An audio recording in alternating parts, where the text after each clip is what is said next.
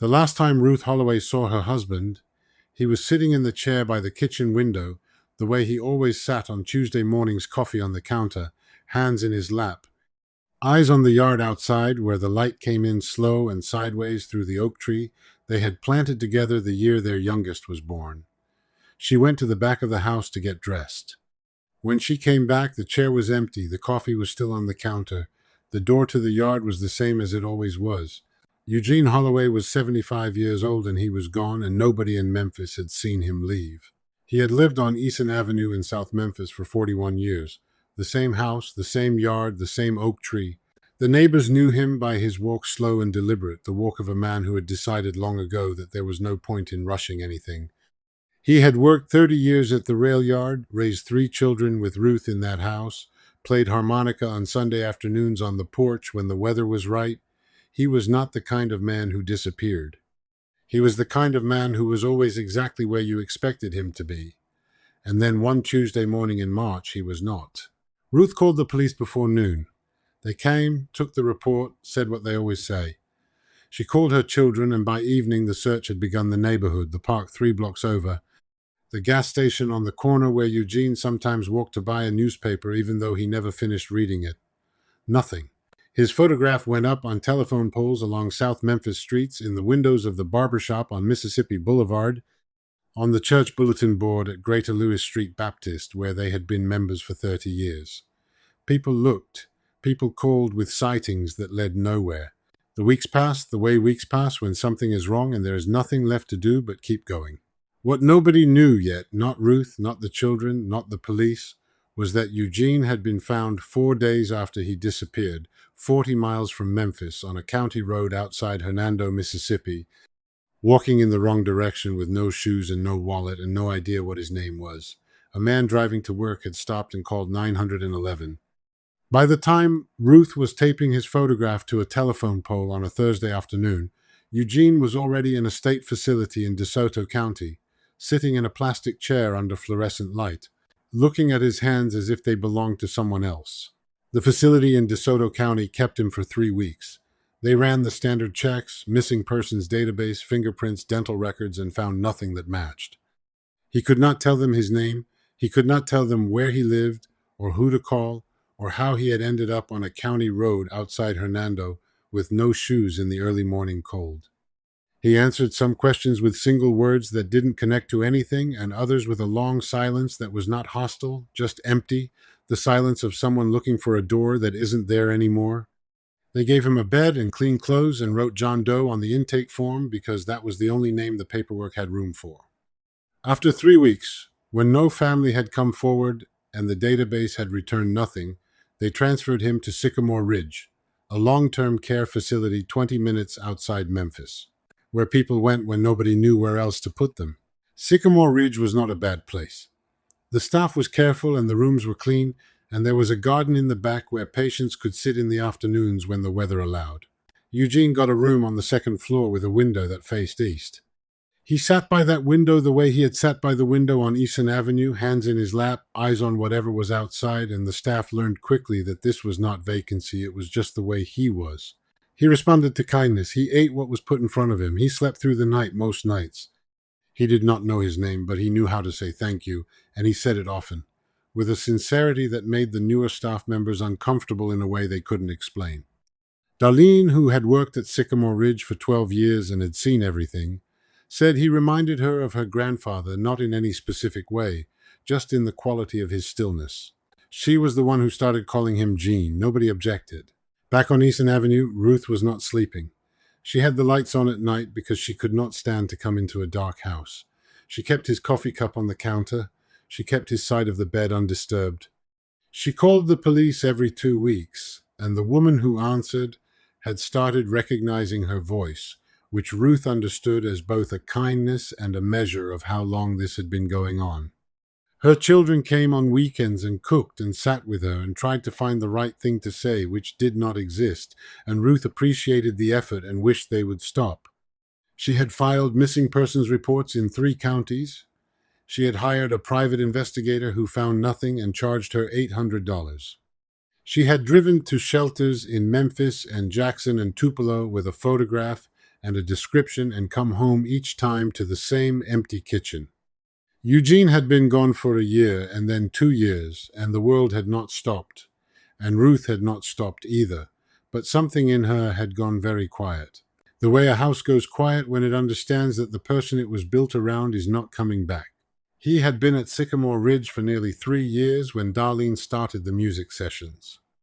It was not her idea originally. The facility had brought in a music therapist named Carol, who came on Thursday afternoons with a bag of instruments and a belief, grounded in everything she had seen in 20 years of work, that music reached places that nothing else could.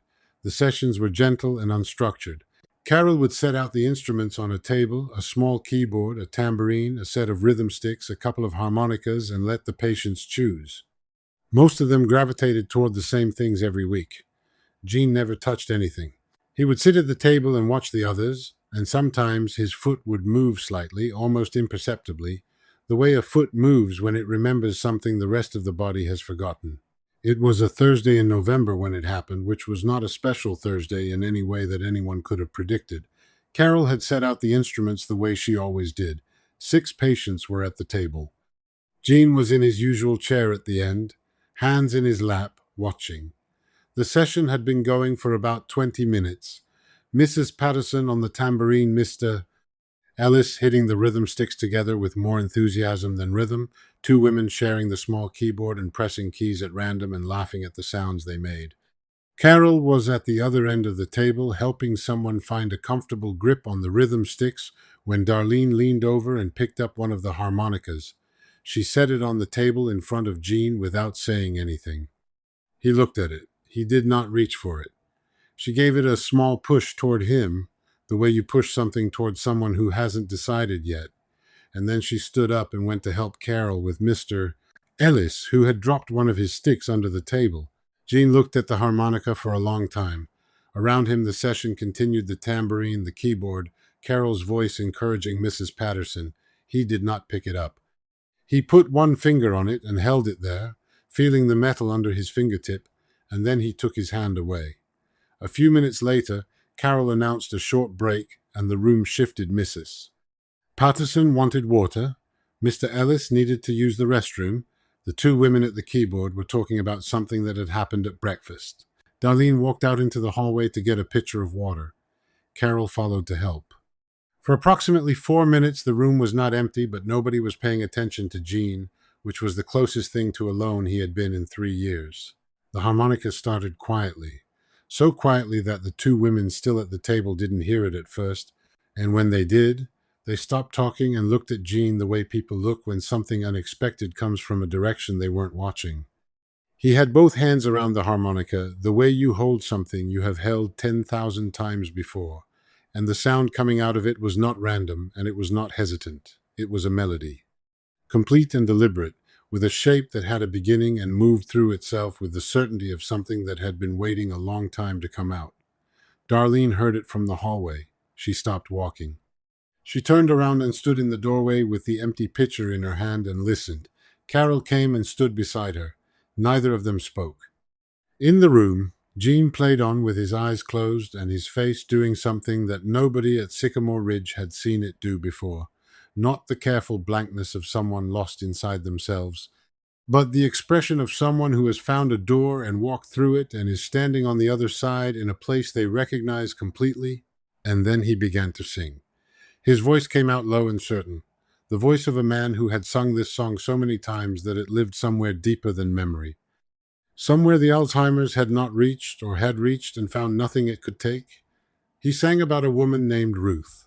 He sang about a house on Eason Avenue in South Memphis.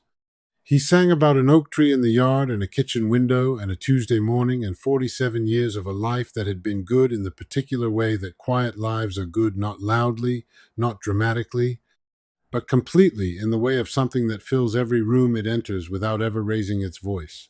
He sang the address. He sang her name.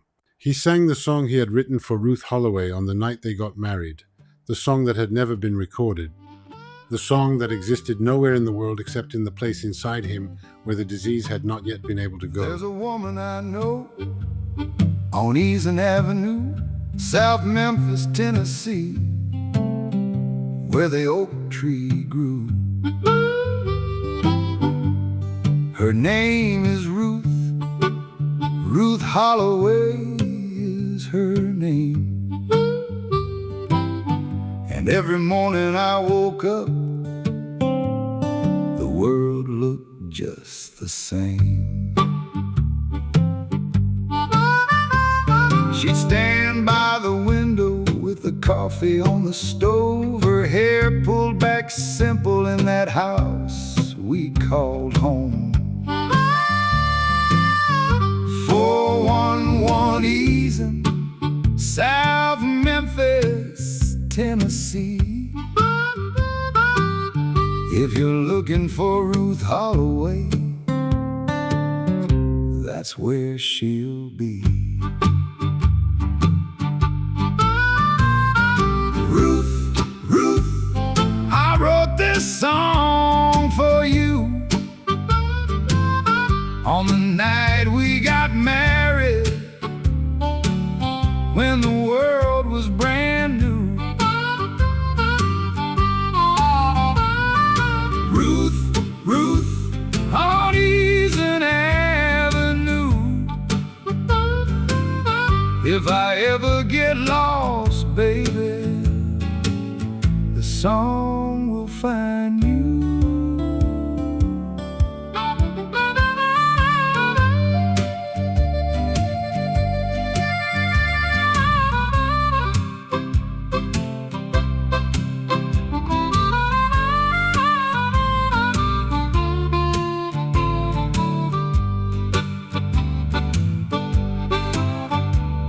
We planted an oak tree the year the baby came. 47 years, Ruth, and I'd do it all again. 411 Eason, South Memphis, Tennessee. If you're looking for Eugene Holloway, he's the one you set free.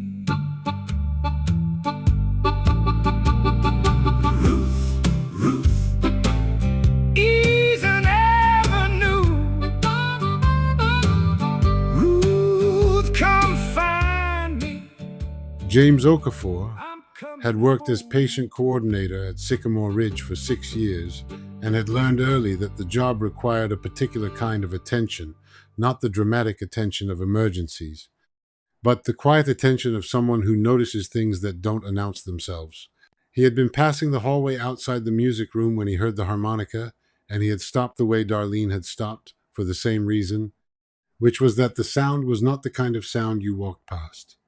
He stood in the doorway beside Darlene and Carol and listened to Jean sing. And when he heard the name and the street and the city, he went to his office and wrote them down on a notepad with the same care he used for everything Ruth, Eason Avenue, South Memphis. He sat with the notepad for a moment, and then he picked up the phone and called the Memphis Police Department Missing Persons Unit and gave them the name and the address and described the man on the second floor who had been John Doe for 3 years and who had just sung his way back into the world. The officer who took the call ran the name through the system and called back within the hour.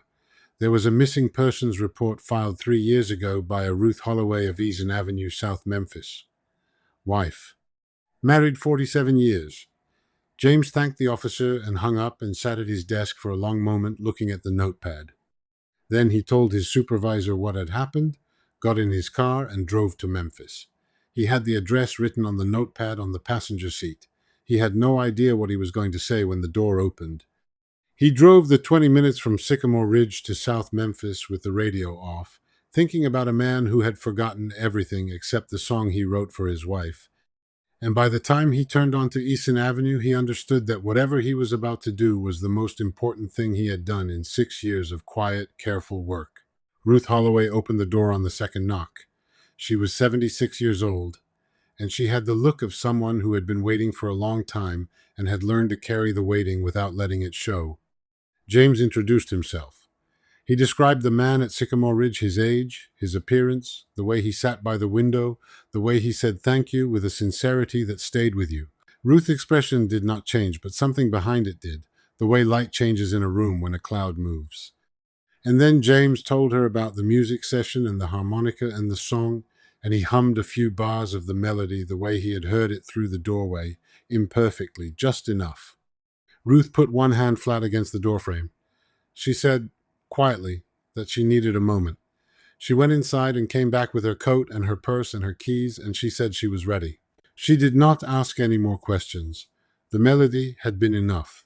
She sat in the passenger seat of James's car on the drive to Sycamore Ridge and did not say anything for most of the way. James did not try to fill the silence.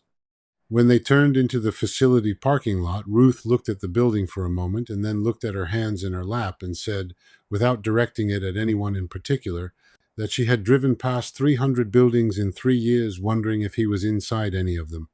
James parked the car and they walked in together and took the elevator to the second floor, and Darlene was waiting in the hallway outside Jean's room with the particular expression of someone who has been part of something they will think about for the rest of their life. She opened the door. Ruth walked in alone. Eugene Holloway was sitting in his chair by the east-facing window, hands in his lap, eyes on the yard below where the afternoon light was coming in, slow and sideways through the trees. The same way it had come through the oak tree on Easton Avenue on 10,000 Tuesday mornings. He did not look up when she came in. She pulled a chair close to his and sat down and looked at him for a long time, at the face she had looked at for 47 years, at the hands she knew better than her own, at the man who had walked out of a Tuesday morning and taken 3 years of her life with him without meaning to. Then she began to hum. Softly, without words at first, just the melody he had played on the harmonica, the melody he had sung in the music room, the melody he had written for her on the night they got married when they were young and the world was the size of a dance floor and everything that would ever happen to them was still ahead. Eugene Holloway turned from the window. He looked at her face without recognition.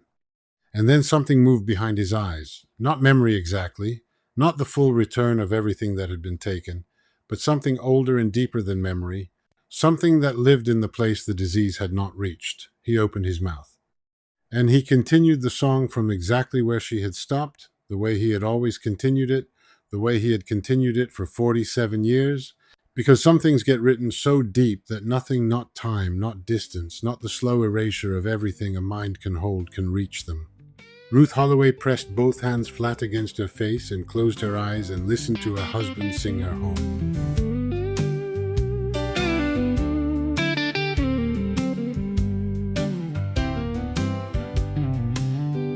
There's a woman I know on Easton Avenue, South Memphis, Tennessee, where the oak tree grew. Her name is Ruth Holloway is her name. And every morning I woke up, the world looked just the same. She'd stand by the window with the coffee on the stove, her hair pulled back simple in that house we called home. 411 Easton, South Memphis, Tennessee. If you're looking for Ruth Holloway, that's where she'll be.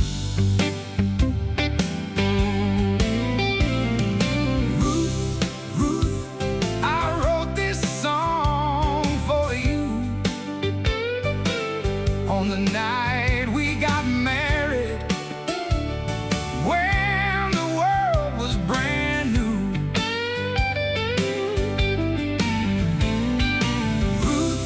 Ruth on Easton Avenue. If I ever get lost, baby, the song will find you.